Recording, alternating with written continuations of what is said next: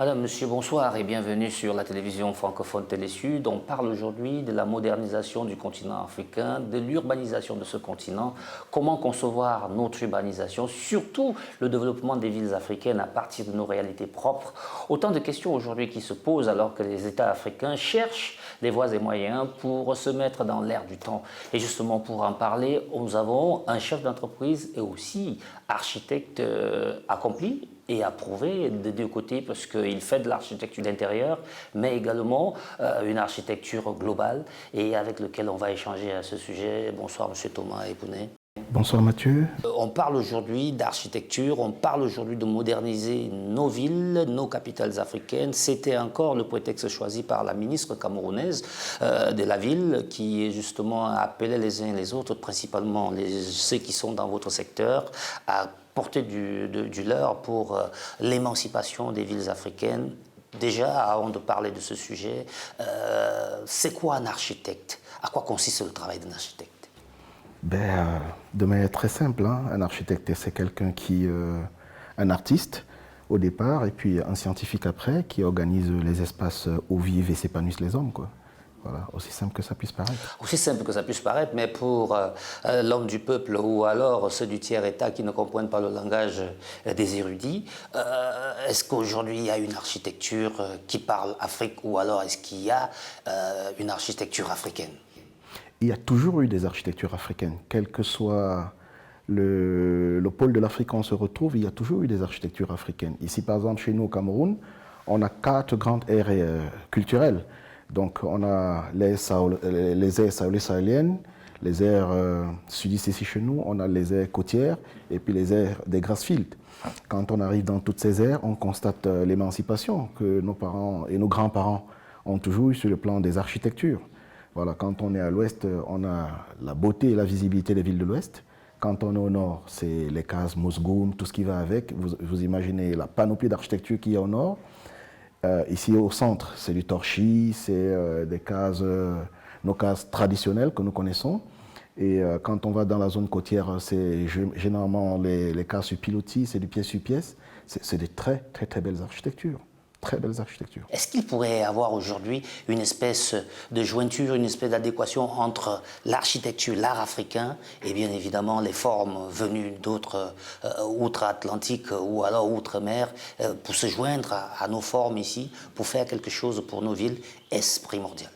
Oui, c'est très primordial parce que nous ne pouvons pas nous déconnecter complètement de nos valeurs culturelles. C'est ce que nous essayons de prôner depuis bientôt plus d'une vingtaine d'années. D'essayer de faire comprendre aux gens que c'est hyper important de faire un mélange des deux. C'est-à-dire qu'on prend un peu de l'autre côté, on prend un peu ici, et on arrive à faire une mixture assez originale. Les mentalités sont un peu difficiles, mais de plus en plus, les gens adhèrent. Hein. Les gens adhèrent. On arrive à faire de très beaux projets. Vous voyez, par exemple, le cadre où on se retrouve là, c'est un cadre qui est quasiment rustico-moderne. On a notre argile naturelle, et on a une finition assez dosée qui fait que quand on entre, on est dans son élément de confort, quoi.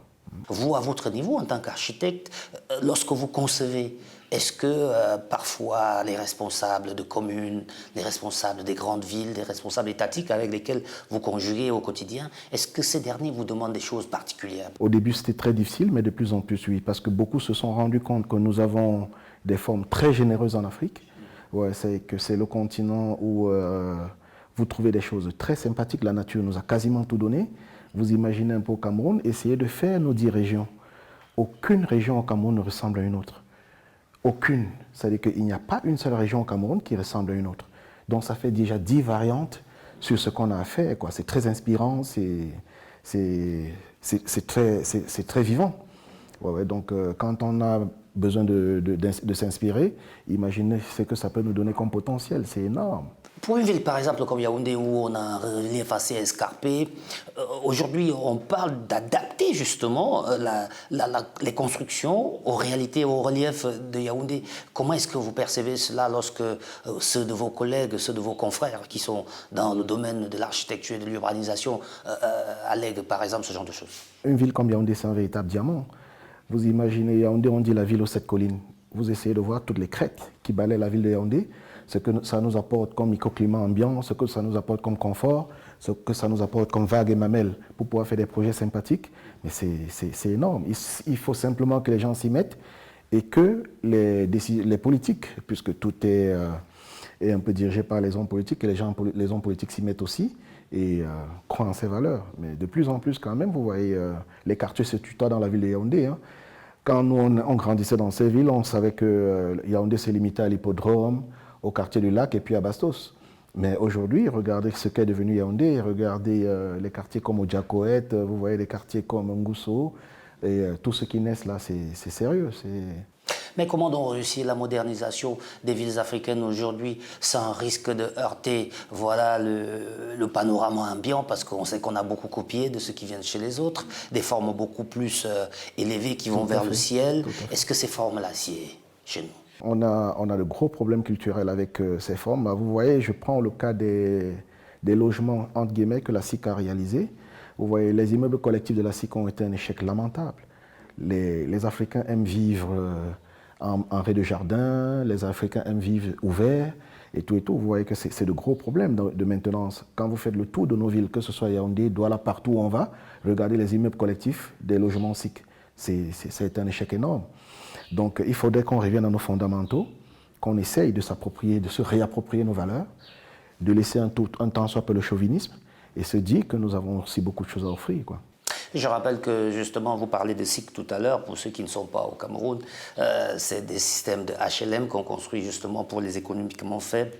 Et c'est vrai qu'on a remarqué que dans ces maisons HLM, elles vont beaucoup plus en hauteur et sont réduites, alors qu'on a de l'espace. Comment est-ce qu'on explique ça? C'est des politiques imposées. Hein. Vous savez, quand les bailleurs de fonds arrivent généralement avec les moyens, ils arrivent avec des projets déjà préconçus. Et nos hommes politiques n'ont pas souvent suffisamment de poigne pour faire le contrepoids. Donc, ils nous imposent ce qu'ils veulent. C'est pour la plupart des financements étrangers. Bon, maintenant, il faut regarder les choses différemment. C'est pourquoi, d'ailleurs, on dit qu'il faudrait que la démarche dorénavant soit participative. Le pays a fait un très grand bond en avant en mettant dorénavant les études d'impact environnemental et social.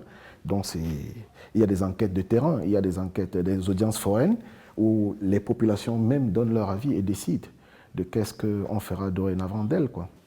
Et vous, à votre niveau, lorsque par exemple vous êtes sollicité, par exemple pour un projet, comment est-ce que vous le concevez? Qu'est-ce que vous apportez comme plus-value à ce que par exemple le client, qu'il soit étatique ou privé, vous demande par exemple?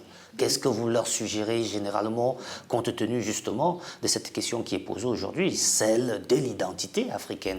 Oui, la première chose que nous nous proposons, c'est de rendre des projets moins énergivores. Voilà, donc nos projets doivent consommer moins d'énergie parce que les projets importés ont souvent ce caractère de particulier, c'est qu'il faut mettre l'air conditionné, donc ce qu'on appelle communément la climatisation. Il faut, et c'est des projets tout en béton, quoi. Le tout en béton consomme énormément d'énergie. Donc on leur demande un temps soit peu tropicaliser les projets pour les rendre moins énergivores. Et ça, c'est déjà un très gros apport. Regardez ce que nous avons dans nos villes et dans nos pays en Afrique comme déficit énergétique. Voilà, donc aujourd'hui, tout le monde parle du solaire, tout le monde parle, mais on peut également, à partir d'autres éléments d'approche, faire des projets durables. Et c'est ce que nous leur demandons de faire. Et justement, on a remarqué quand même avec certaines de vos productions, quand je dis production entre guillemets, c'est des sollicitations que vous avez eues, on a remarqué que vous êtes très écologique. Au rebours, on a plutôt certains de vos confrères qui ont réalisé des immeubles à Yaoundé qui sont sûrement pas très écologiques.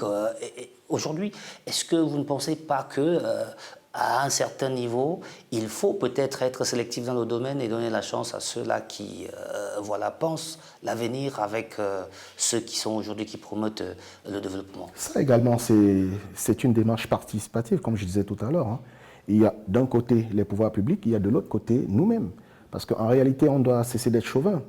Moi, je prends des exemples très simples. Hein. Quand nous, on grandissait, c'était des choses incroyables de savoir qu'on n'a pas une maison en dur. C'était un objet de moquerie. Pourtant, des années après, on se fait rattraper. Hein. Donc, voilà des éléments, par exemple, sur lesquels il faudrait impérativement que les uns et les autres s'impliquent. Et très peu de villes africaines aujourd'hui ont une identité. Et lorsqu'on regarde les identités, celles qui existent, celles qui pourraient exister, qui sont bien existantes, c'est beaucoup plus des monuments qui vous rappellent que vous êtes dans tel pays ou tel pays, mais pas une identité purement africaine, même s'il y a certaines villes comme Djenné, Timbuktu aujourd'hui, qui sont des villes historiques où on a gardé cette architecture et cette façon de faire africaine. Est-ce qu'on ne pourrait pas l'exporter aujourd'hui à l'intérieur des grandes agglomérations, des grandes métropoles, parce que Abidjan, c'est pas différent, par exemple, de New York, Dakar, Yaoundé, Douala, ça ressemblerait à Bogota. Qu'est-ce qui ferait aujourd'hui la particularité des villes africaines? N'oubliez pas que la majorité de nos États sortent d'une cinquantaine, voire une soixantaine d'années d'indépendance. Donc on a encore cette pesanteur qui fait que c'est ce qui vient de l'Occident ou alors d'ailleurs qui est plus beau, quoi. Pourtant, ceux d'ailleurs également nous envient énormément, parce que s'ils ne nous enviaient pas, ils ne seraient pas venus chez nous. Justement, parlant de déco d'intérieur, votre cabinet et vos collaborateurs, ceux avec lesquels vous travaillez au quotidien, vous avez réalisé tellement de choses. Est-ce qu'on peut avoir la dernière actualité justement de votre cabinet, ce que vous faites? Oui, vous savez, ici au cabinet, nous sommes en clientèle privée et la plupart des projets sont sous anonymat.